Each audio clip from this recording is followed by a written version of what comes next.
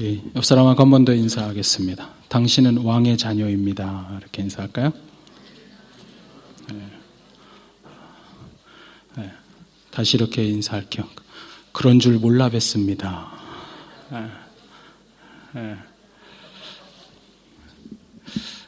오늘 본문에 보면 유대인의 왕으로 오신 그 예수님에 대한 이야기가 나오는데 때로는 우리가 왕의 자녀라는 것을 잊는 것 같습니다. 온 세상을 다스리시는 왕의 자녀로 우리가 살아가는 것을 기억하시고 또 당당하게 세상에서 승리할 수 있었으면 좋겠습니다.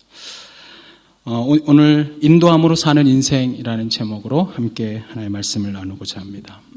김난도 교수가 쓴 아프니까 청춘이다 라고 하는 책이 한때 베스트셀러였습니다. 그 책에서 보면 자신의 제자가 굉장히 마음 아픈 일이 있었는데 그를 돌려보내면서 자신이 다 하지 못한 것을 이 에세이에 수필에 썼습니다. 뭐라고 썼냐 하면 이렇게 써놨어요.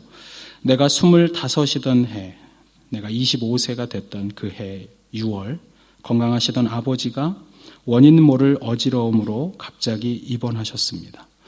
그 와중에 시골에서 할머니가 돌아가셨다. 아버지가 병석에 계시므로 내가 대신 내려가 상주가 되어 장례를 치렀다. 그해 12월, 아까 6월에 돌아가시고 그해 12월 아버지가 폐암 4기라는 그래서 더 이상 손을 쓸 수가 없다는 선고를 받았다. 예상치 못한 충격에 몸을 가누지 못하던 나날 거짓말처럼 이번엔 할아버지가 돌아가셨다. 나는 다시 시골로 내려가 장례를 치렀다. 그리고 그 다음에 5월 결국 나의 사랑하는 아버지는 천국으로 돌아가셨다. 또 다시 장례를 치렀다. 11개월 그 짧은 시간 3번의 장례를 치렀다. 하지만 정말 어려웠던 것은 3번의 장례에서 느낀 그런 황망함이나 당황스러움 그리고 삶의 허무가 아니었다. 내가 어려웠던 것은 아버지에 대한 그리움도 아니었다. 나를 정말 힘들게 했던 것은 내가 혼자 이 모든 것을 감당해야 한다는 사실이었다. 할아버지, 할머니 그리고 아버지가 한꺼번에 돌아가시면서 법적인 문제가 너무나 복잡했다. 고3인 어린 여동생 하나뿐인 나에게 이 모든 것을 해결하는 것은 그리고 집안 어른들 사이에서 재산을 정리하는 것은 너무나도 버거운 일이었다. 내가 책임지고 해야 할 일이었으니까. 나밖에 할 사람이 없으니까. 만약 내가 무너지면 내가 사랑하는 많은 사람들이 함께 무너질 테니까 나는 버티고 또 버텼다. 누군가 나의 젊은 시절의 이 어려움이 지금의 성숙한 나를 만든 거라고 말한다면 나는 그에게 말하고 싶다. 웃기지 마라. 성숙 그딴 거 필요 없다. 그딴 거 안 해도 좋으니까 어른이나 되고 감당할 능력이 되었을 때 그때 감당할 시련이 나에게 왔었다면 얼마나 좋았을까.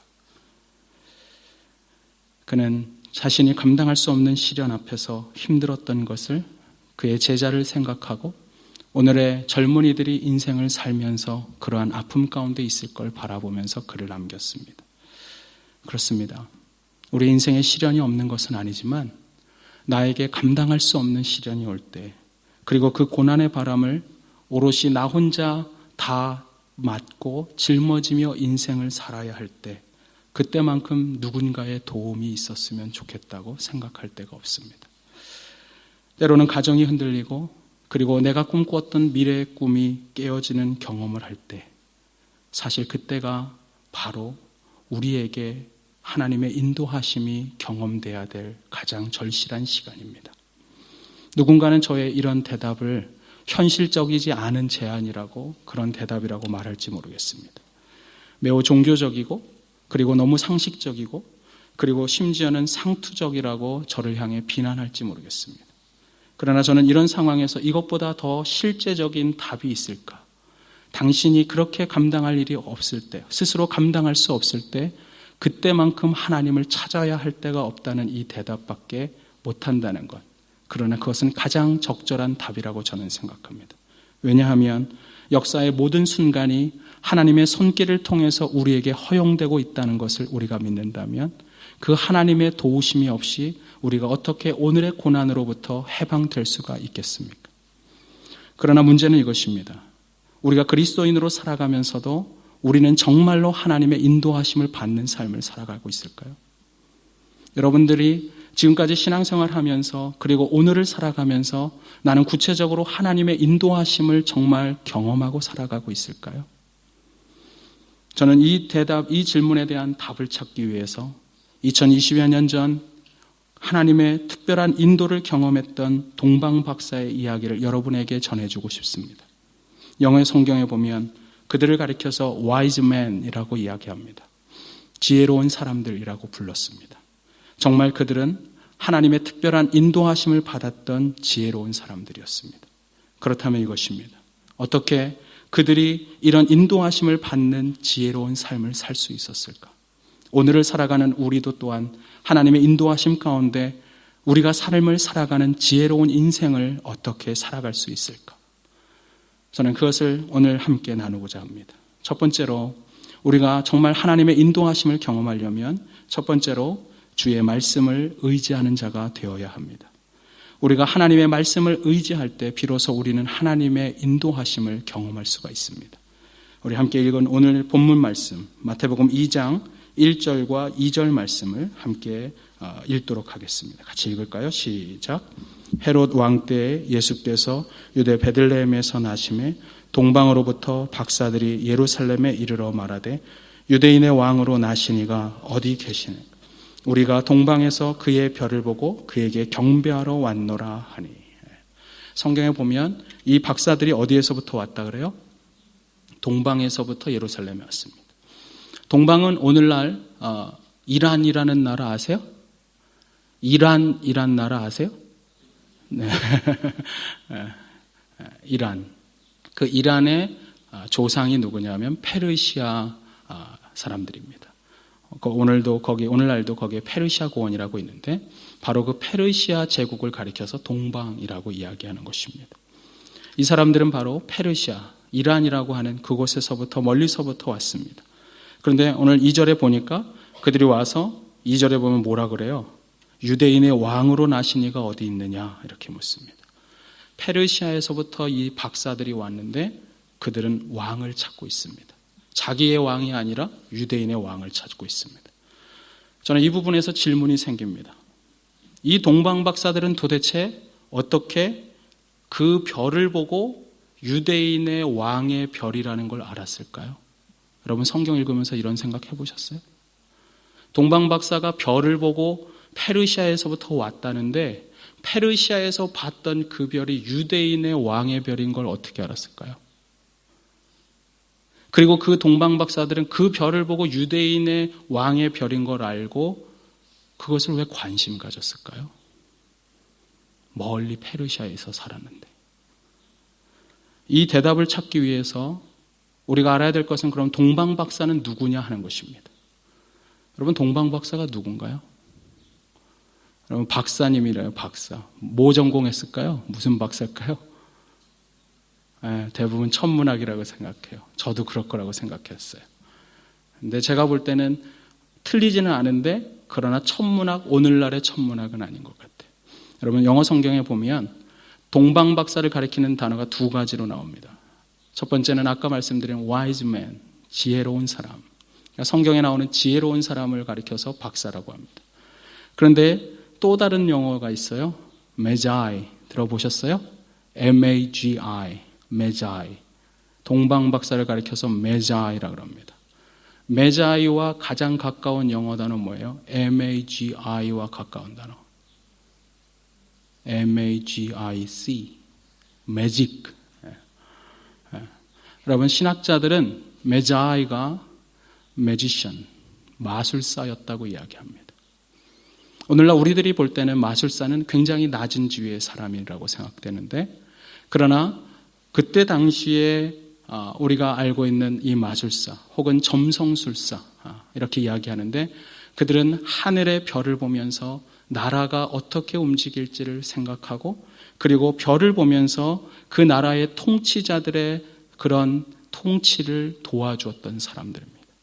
그래서 그들은 오늘날 우리가 박사라고 할 때 느끼는 그런 높은 지위의 사람들과 같은 그러한 지위에 있었던 사람이라고 생각할 수가 있어요. 이런 동방박사를 생각할 때 가장 대표적인 사람이 누구냐? 이런 메자이의 역할을 했던, 매지션과 같은 역할을 했던 사람이 누구냐? 그래서 높은 자위에 올라간 사람, 구약 성경에 보면 다니엘이 있습니다. 다니엘. 여러분, 다니엘은 우리가 잘 아는 것처럼 그는 바벨론의 그런 포로로 끌려왔습니다. 자신의 나라가 망하는 날, 예루살렘이 망했을 때 바벨론 제국의 사람들이 이스라엘에서 똑똑해 보이는 젊은 왕족의 사람들을 데려갔는데 그때 끌려간 사람이 다니엘입니다. 다니엘이 그때 끌려갔는데 다니엘서 2장 48절에 보면 이런 말씀이 있어요. 여러분 한번 찾아보실래요? 다니엘서 2장에 보면, 다니엘서 2장은 그때 당시에 바벨론 왕이었던 느부갓네살 왕이 자신이 꾼 꿈에 대해서 이 박사들에게 해석해달라고 했지만 해석하지 못합니다. 그때 그것을 누가 해석하느냐 하면 바로 다니엘이 해석을 합니다. 그런데 그것을 해석해주면서 이렇게 이야기합니다. 다니엘서 2장 27절 한번 볼까요? 같이 읽어보겠습니다. 시작. 다니엘이 왕 앞에 대답하여 이르되 왕이 물으신 바 은밀한 것은 지혜자나 술객이나 박수나 점쟁이가 능히 왕께 보일 수 없으되 28절 오직 은밀한 것을 나타내시리는 하늘에 계신 하나님이시라. 그가 느부갓네살 왕에게 후일에 될 일을 알게 하셨나이다. 네, 거기까지.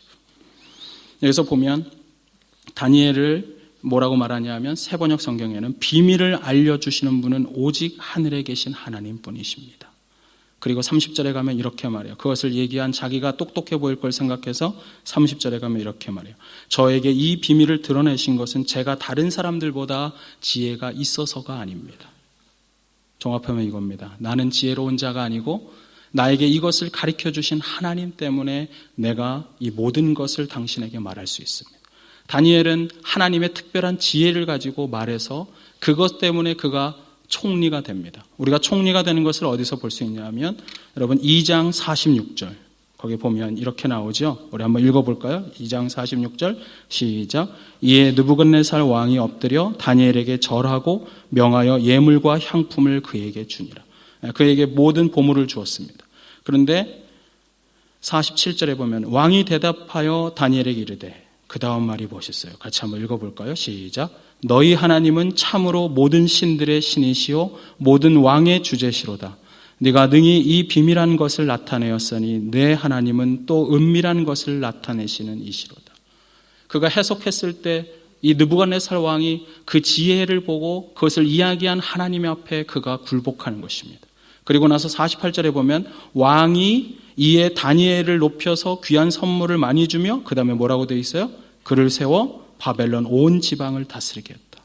이게 바로 바벨론의 총리가 됐다는 이야기입니다. 그런데 재밌는 것은 뭐냐면 그 다음 말이에요. 그가 총리가 돼서 온 바벨론을 다스릴 때 또 다른 말이 있어요. 또 바벨론 모든 지혜자의 어른을 삼았으니. 여기서 지혜자가 나와요. 아까 박사를 영어로 뭐라 그랬다 그랬어요? 동방박사? wise man. 지혜로운 사람.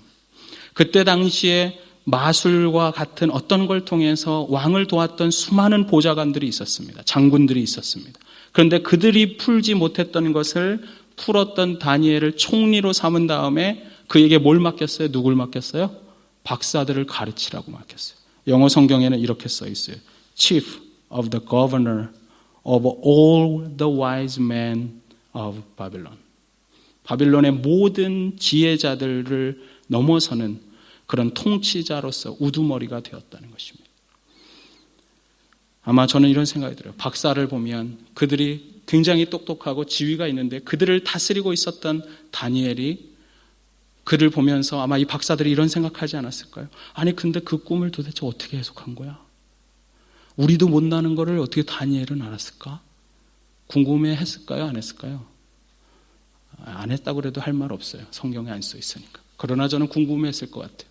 그리고 궁금한 나머지 아마 물어봤을 거예요. 다니엘 당신의 그 지혜는 어디서 왔어요? 그때 다니엘은 분명히 저는 틀림없이 이렇게 말했을 거라고 생각해요. 왜냐하면 그는 왕에게 말했거든요. 자신의 지혜의 근원이 하나님이라고 말했거든요. 그는 이렇게 말했을 겁니다. 이것은 하나님이 나를 도우신 것입니다. 그리고 이 지혜는 어디서부터 왔냐면 나에게 지혜를 주는 놀라운 책이 하나 있습니다. 그 책을 당신에게 소개하고 싶습니다. 그 책이 뭘까요? 저는 그게 성경이라고 생각합니다. 성경을 그에게 주었습니다. 그리고 그때부터 바벨론이라고 하는 왜곡 땅에서 이 성경이 말씀이 역사하기 시작합니다. 그리고 그것이 퍼져나가서 바벨론만이 아니라 그 이후에 있었던 주변의 다른 나라들과 그리고 페르시아의 사람들이 성경을 공부하기 시작했어요. 그들의 후예 중에 하나가 누구냐? 그게 바로 동방박사라는 이야기입니다. 물론 우리는 성경에 그렇게 다 자세히 설명하고 있지 않으니까 우리가 그렇게 이해할 수 없지만, 그것을 아니라고 말한다면 말할 수 없지만, 저는 이 모든 정황을 볼 때 결국 그렇지 않고서는 동방박사가 하나님의 말씀에 대해서 알 이유가 없다고 생각해요. 바벨론과 그 주변에서 역사하는 그 성경 공부를 하던 어느 날 그들은 민수기 24장 17절의 말씀을 보았을 것입니다. 민수기 24장 17절에는 이렇게 써 있어요. 한 별이 야곱에게서 나오니라. 메시아의 탄생을 알리는 별이 그들 가운데 뜰 것을 성경이 가르쳐주고 있습니다. 민수기 24장 17절을 그들이 보고 나서, 말씀을 보고 나서 다니엘을 통해서 그들이 말씀을 전해 듣고 이 말씀을 받건 어느 날 동방박사들은 하늘의 별들의 움직임 가운데 주목할 만한 한 별이 뜨는 것을 봅니다. 이상한 별, 드디어 한 별이 출현했습니다. 그리고 그 별을 보는 순간 강력한 별의 그런 어떤 불빛을 보면서 그들은 메시아가 드디어 이 땅에 탄생했다는 것을 알 수가 있었습니다. 직감적으로 그들은 그 별을 따라서 그 별이 나타난 것을 보면서 메시아를 찾아서 메시아가 유대인의 왕이라면 왕이 있는 예루살렘일 거라고 그들은 새로운 여행을 출발한 것입니다. 그리고 그 여행은 그들의 삶을 바꿨습니다. 그런데 이 장면에서 우리가 동방박사에 대한 이해를 하는 것에서 크리스찬들이 갖는 대부분의 오해가 있어요. 그건 뭐냐 하면 동방박사가 페르시아에서부터 예루살렘까지 별을 따라왔다고 말한다는 사실이에요. 캐롤에도 그렇게 나오고 많은 포스터가 그래요. 여러분, 성경을 가만히 보면 그렇지 않아요. 우리 한번 2절을 한번 볼게요. 오늘 본문 2절, 마태복음 2장 2절을 한번 보겠습니다. 2장 2절을 보시면 우리 같이 한번 읽어볼까요? 시작. 유대인의 왕으로 나신 이가 어디 계시냐이까? 우리가 동방에서 그의 별을 보고 그에게 경배하러 왔노라.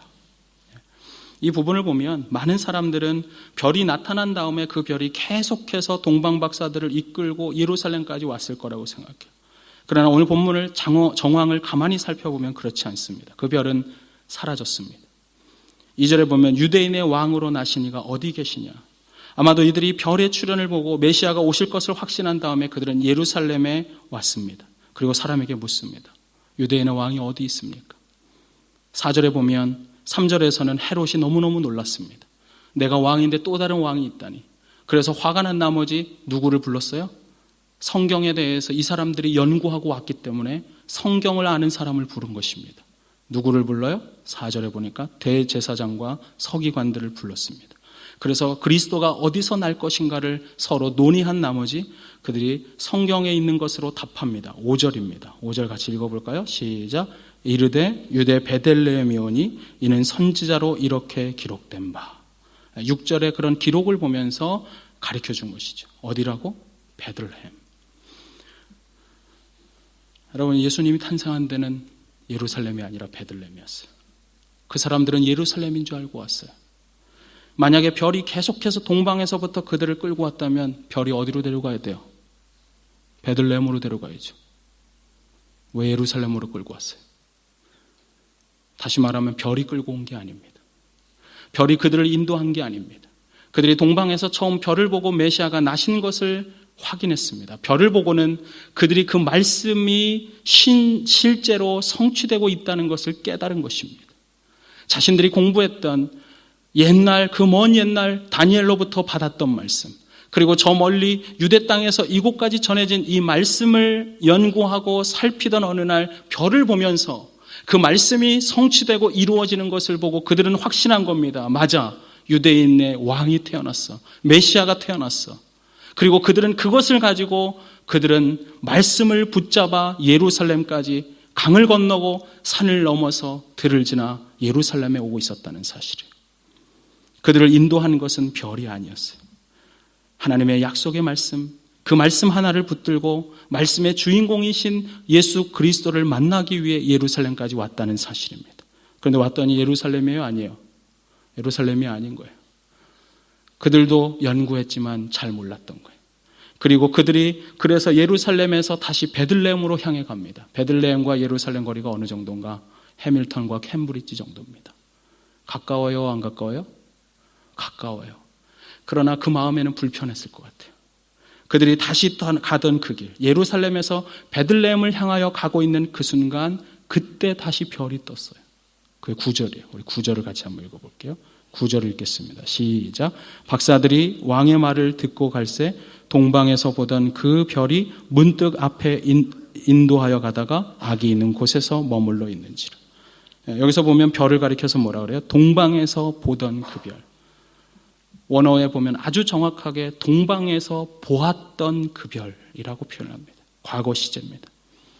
동방에서 봤던, 하나님께서 기적 가운데 메시아가 태어난 것을 가르쳐줬던 그 별, 그것이 잠시 사라져서 자신들이 예루살렘으로 왔지만 다시 그분을 만나기 위해 베들레헴을 향하던 그 길에 그 별이 나타난 거예요. 그 별이 나타난 거예요. 예루살렘에 가는 그 길에 어쩌면 고민했을지 몰라요. 베들레헴에 가가지고 예루살렘에서 떠나서 베들레헴 가면서 도대체 어느 집인지 어떻게 알아? 그들이 마음속으로 의문을 갖고 방황하던 그 길에 갑자기 별이 나타났어요. 그들에게 너무나 감격이었어요. 너무나 감사했어요. 그들이 얼마나 감격이었는지 10절에 이렇게 써 있습니다. 10절을 같이 한번 읽어볼까요? 10절 시작. 그들이 별을 보고 매우 크게 기뻐하고 기뻐하더라. 여러분, 별이 계속 인도했는데 그 별 보고 여러분 기뻐할 이유가 뭐가 있어요? 제 말이 이해가 돼요? 그 별이 처음에 있었지만 보이지 않았기 때문에 그 별이 나중에 다시 뜨는 것을 보면서 그들은 기뻐하고 기뻐한 것입니다. 나를 인도하는 것을 알려줬던 말씀이 무엇인지를 깨닫게 했던 그 별이 다시 뜬 걸 보고 그들은 놀라워하고 있었다는 사실이에요. 우리가 여기서 깨달아야 될 아주 중요한 진리가 하나 있습니다. 그것은 뭐냐 하면 그들이 멀리 동방에서부터 팔레스타인까지 오는 그 과정 중에 그들을 줄곧 인도한 것은 별이 아니었다는 사실입니다. 그들을 계속 인도하는 것은 하나님의 말씀이었습니다. 그들이 계속해서 주님의 말씀을 묵상하고 배웠던 그 말씀, 일상 가운데서 묵상하고 공부하고 있었던 그 말씀이 자신들에게 진정한 인도자가 되고 있었다는 사실입니다. 그들은 말씀을 보았고 말씀을 따라서 거기까지 왔어요. 별이 아니고 하나님의 말씀이 그들을 붙들고 인도한 것입니다. 이것이 왜 중요하냐면 여러분들이 하나님의 인도하심을 받을 때 내가 인도함을 받고 있다는 것을 확인할 수 있는 가장 좋은 방법이 뭔지 아세요? 그건 말씀이에요. 말씀. 여러분이 인도함을 받는데 나에게 정말 하나님의 인도하심의 근원, 소스가 뭐냐? 그것은 말씀입니다. 여러분이 말씀 속에서 하나님의 인도하심을 확증받을 수가 있습니다. 저는 제 인생 가운데 하나님이 인도하시는 것을 확인하는 가장 중요한 것을 언제나 말씀으로 이겼어요. 제가 어디를 가든, 내가 이사를 하든, 제가 사역지를 옮길 때도 저는 하나님으로부터 말씀을 받았습니다. 심지어 저는 여러분 신방 갈 때도 그냥 가지 않아요. 신방 갈 때 제가 미리 여러분들에게 기도 제목을 받기도 하고 어느 집에 갈 건지 미리 확인해서 달라고 해요. 아침에 새벽에 나와서 기도합니다. 하나님, 이 가정에 이런 어려움이 있답니다. 하나님, 이런 어려움으로 제가 가서 위로해 주기를 원하는데 인간이 아니라 그에게 정말 필요한 하나님의 말씀을 제게 주십시오. 꼭 무당 같아요? 무당 같아요, 여러분? 제가 사역해 가면서 저는 이것이 하나님 앞에 내가 무당 같은 짓을 하나? 무슨 집집마다 갈 때마다 말씀을 주옵소서 이겁니까? 이거네? 이러고 가는 건 줄 아세요? 저 처음에 고민했어요. 그러나 내가 정말 그 영혼을 사랑하고 그 영혼을 향한 하나님의 마음을 정말 받기를 사모하면 하나님이 제게 감동하는 말씀이 있단 말이죠. 내 인생을 끌어가는 하나님의 말씀이 있더란 말이죠. 여러분이 인생을 결정할 때 여러분이 고민도 하고 그래서 고민 가운데 기도할 수 있습니다. 그러나 그 기도한 가운데 결정된 것이 정말 하나님의 인도하심이라는 마지막 확증은 어디서 받는 것이냐? 하나님의 말씀으로 받는 것입니다. 그래서 여러분 말씀을 읽어야 돼요. 여러분 안에 말씀이 채워져 있지 않는데 어디서 말씀인지 알아요.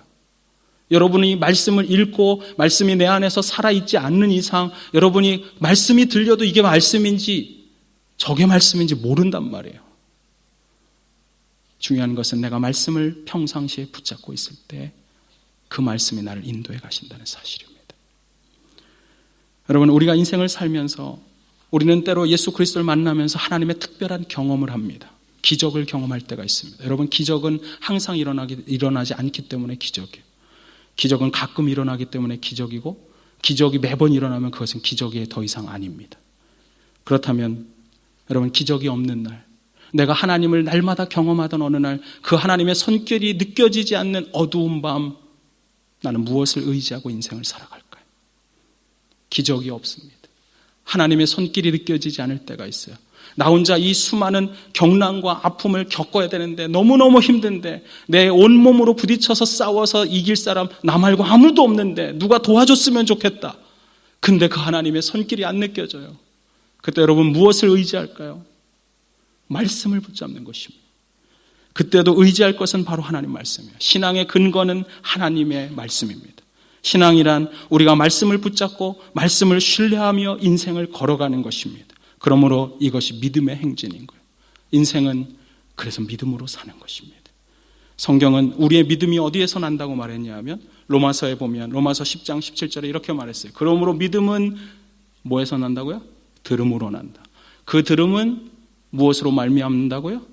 그리스도의 말씀으로 말미암느니라. 그리스도의 말씀을 들은 적이 없는데 여러분들이 어떻게 인생의 인도함을 받을 거야?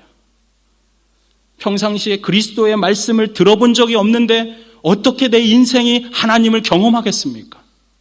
여러분 정말 하나님 경험하고 싶으세요? 하나님이 살아있는지 알고 싶으세요? 그러면 하나님의 말씀을 읽어보십시오. 다만 한 구절이라도, 다만 한 장이라도 내가 인생을 걸어가기 직전, 내가 하루를 열기 전에 한 장이라도 읽고 이 말씀대로 살기를 갈급해 하는 그 순간 그 말씀이 나를 끌어간단 말이죠. 그렇습니다. 믿음의 진정한 소스는 말씀입니다. 기적이 없다고 여러분 절망할 필요가 없어요. 하나님의 경험이 오늘 없는 것 같아서 우리는 낙심하지 않습니다. 왜냐하면 그럼에도 불구하고 하나님은 여전히 말씀으로 우리를 인도하는 분이기 때문입니다. 성경에 그 어두운 밤, 기적이 없을 것만 같은 그날 밤, 하늘에 말씀을 통해서 비춰졌던 별을 보고 동방 박사들이 그 하나의 별을 보면서 저것이 떴다면 이 말씀이 사실이야. 그렇다면 이 말씀을 붙잡고 나는 갈 수가 있어. 그래서 이 말씀을 붙잡고 예루살렘까지 올 수 있었던 동방 박사의 믿음처럼 하나님, 내 인생의 어두운 밤, 내 인생의 어려운 밤, 나는 다른 무엇이 아니라 주의 말씀을 의지하여 오늘을 살아가겠습니다. 여러분 그럴 때 우리는 그분을 경험하는 것입니다. 저는 여러분들이 인생을 사는데 신앙생활 하는데 예배하는데 하나님을 꼭 경험할 수 있었으면 좋겠어요. 우리 지구촌 교회에 오는 모든 사람들은 살아계신 하나님을 꼭 만나기를 원합니다. 그리고 그 하나님을 만날 뿐 아니라 구원의 확신을 갖고 인생을 살면서 진짜 하나님은 살아있어. 그분은 여기도 계셨어. 이 고백이 넘쳐나야 돼요. 그러려면 하나밖에 없어요. 주의 말씀을 의지하십시오. 그 말씀이 여러분을 인도해 갈 것입니다. 그 말씀이 여러분을 진정한 삶으로 온전히 하나님을 경험하는 삶으로 완전히 뒤바꿔 놓을 것입니다. 저는 여러분이 그런 삶을 살았으면 좋겠어요. 우리가 주의 인도하심을 받는 지혜로운 삶 어떻게 가능할까요? 오늘 두 가지입니다. 두 번째, 주님을 예배하는 자가 되라는 것입니다. 우리가 주의 인도하심을 받으려면 하나님의 말씀을 의지할 뿐 아니라 우리는 주님을 진실로 예배하는 자가 되어야 됩니다. 여러분 내가 하나님의 인도함을 받기를 원합니다. 그런 다음에 기도한 다음에 내 머리에 뭐가 제일 많이 관심사가 될 것 같아요. 예를 들어서 제가 사업을 한다고 해봅시다. 어느 날 사업을 하다가 사업이 잘 안 돼요. 우리 가게가 문제가 있어요. 그래서 하나님 앞에 그냥 기도합니다. 하나님 인도하심을 알고 싶습니다. 도대체 이 사업이 왜 안 되고 있는지 하나님이 저에게 이 어려움을 당하고 있는 것을 능히 이길 수 있도록 나를 인도해 주십시오. 하나님을 경험하고 싶습니다 하고 기도했다면 기도하고 난 다음에 일어나서 제가 무슨 생각할 것 같아요? 아, 이게 하나님 인도하신 건가? 이 생각 하겠어요? 안 하겠어요? 그 생각만 하는 게 당연해요? 안 해요? 제가 노총각이에요? 예를 들어서 아니에요. 내가 노총각이에요 제가. 그러면 하나님께 기도합니다. 하나님 결혼하고 싶은데 주님 경험을 해주세요. 그러고 탁 자리에서 일어났어요. 그러면 저는 이럴 것 같지 않아요? 아, 주님 인도한 여자가 김씨일까? 이씨일까? 해밀턴에 있을까? 오클랜드에서 올래나? 이 관심으로 머리에 꽉 박혀갖고 그렇게 살겠어요? 안 살겠어요? 제 말이 이해가 안 돼요? 너무 당연한 걸 물으니까, 그죠? 여러분, 그 당연한 거예요. 우리가 하나님의 인도하심을 경험하길 원하면 기도하는 그 순간, 그리고 그 자리에 나오는 순간, 그게 우리의 관심사예요. 그 인도하심의 결과들이 어떻게 인도함을 받을까가 우리의 관심사란 말이에요. 그런데 오늘 본문을 똑같이 해석하고 있었던 토마스 왓슨이라고 하는 아주 유명한 오래된 청교도 설교자는 이런 말을 했습니다. 오늘 본문을 주의하면서 하나님이 성도를 인도해 가실 때 하나님은 쉽게 얘기하면 그 사업이 잘 되기를 원하고 기도할 때 하나님이 나를 인도해 갈 때 새로운 사업이야 하고 여기까지 인도해 가시는 게 아니라 어떻게 인도하시냐 하면 하나님은 거기까지 가시기 전에 하나님은 먼저 우리를 그분 자신에게로 인도하신다. 하나님이 제일 먼저 인도하시는 것은 하나님 그 자신이다. 여러분, 우리가 기도하고 나면 토마스 왓슨은 이렇게 말하는 거예요. 내가 하나님 이제 정말 다른 지역으로 가야 되나요? 아니면 다른 사업을 해야 되나요? 하나님 내가 다른 일을 해야 되나요? 다른 전공을 해야 되나요? 진로를 바꿔야 되나요? 그래, 그걸 바꿔라고 말하기 전에 하나님은 이렇게 말한다는 거예요. 너 먼저 나에게 와. 너 그 진로를 바꿀 수 있는 그 하나님을 믿어? 내가 정말로 진로를 바꿀 수 있는 그런 존재라는 것은 너는 정말 믿고 있니? 그분은 먼저 그분에게 나를 인도해서 그 하나님의 풍성함 가운데서 내가 기도하는 가운데 그것이 마치 이루어지지 않을지라도 그 하나님이면 나는 충분해. 그 하나님이면 나는 살 수가 있어. 마치 구약성경에서 말하는 것처럼 여호와를 기뻐하는 것이 너희의 힘이니라. 우리의 진짜 힘은 하나님 그분만을 기뻐하는 것입니다. 오늘 동방 박사가 여러분 예수님 만나고 메시아 만난 다음에 무슨 출세하려고 그런 게 아니에요. 그들에게 한 가지 목적밖에 없었어요. 2절을 보십시오. 2절에 보면 그들 다시 한번 2절을 한번 읽어보겠습니다. 2절 같이 읽겠습니다. 시작.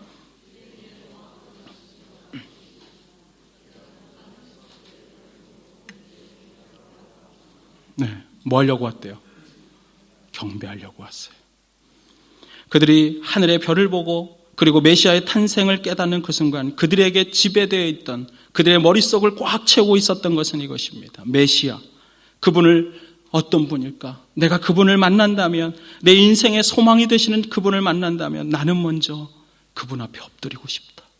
그분을 경배하고 싶다. 그분을 예배하고 싶다. 그분 앞에 다른 모든 것을 말하고 고침을 받고 달라진 인생을 요구할 수도 있지만, 그러나 나의 첫 번째 우선순위, 내 첫 번째 원하는 것은 그분을 예배하는 것. 이 예배의 열망이 있었단 말이죠. 하나님은 그 열망을 무시하지 않았습니다. 그래서 그들을 인도해 갑니다.